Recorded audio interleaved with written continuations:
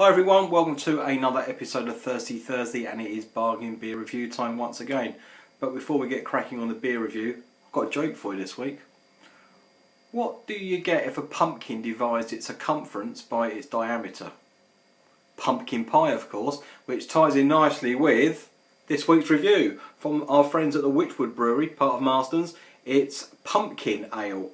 Now this, or rather pumpkin beer, but you know what I mean.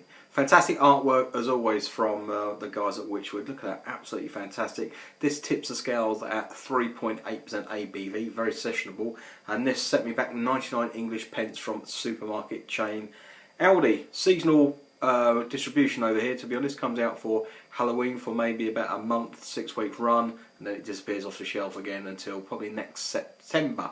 So, great artwork, nice bottle, flowery. And there is our familiar Wychwood cap. Right, let's get this popped and poured. Came out the fridge about 20 minutes ago, so probably sits about 12-13 degrees at the moment.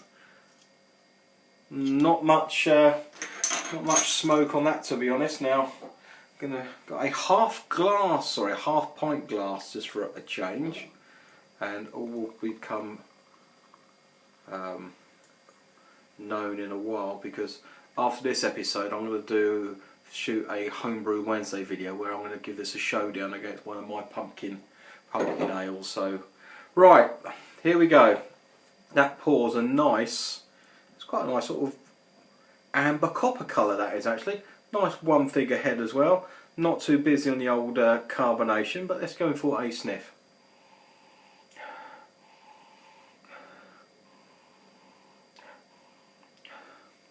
Dried fruit, bit of toffee.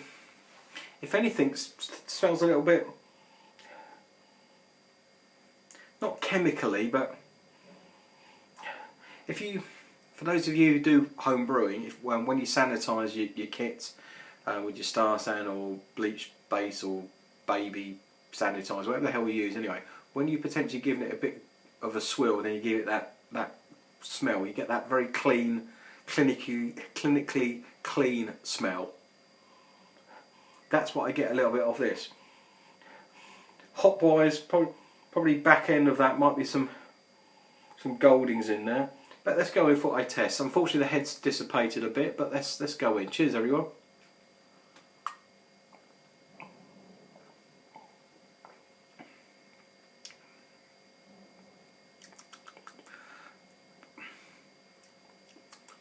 Quite smooth.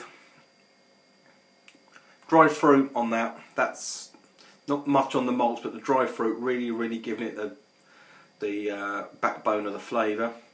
The pumpkin as such, I'm not necessarily getting over some flavour of pumpkin.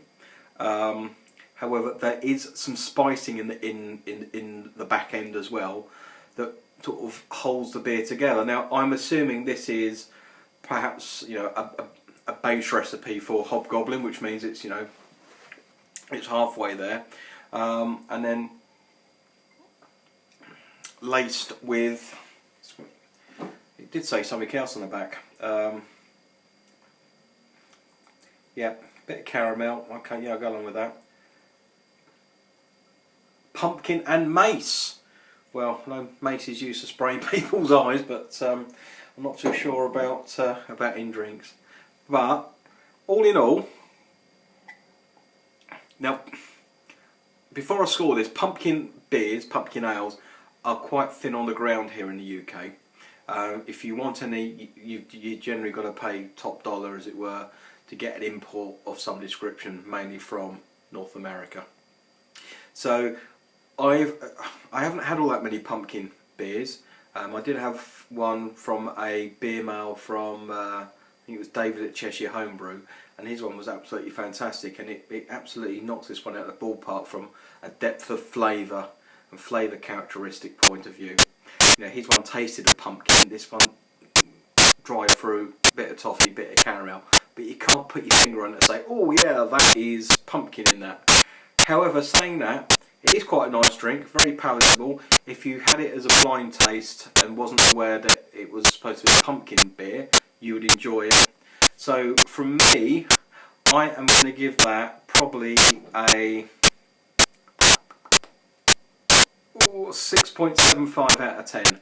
Normally be a 7, but because I can't quite get the pumpkin knot on that, I'm going to knock off a quarter of a point.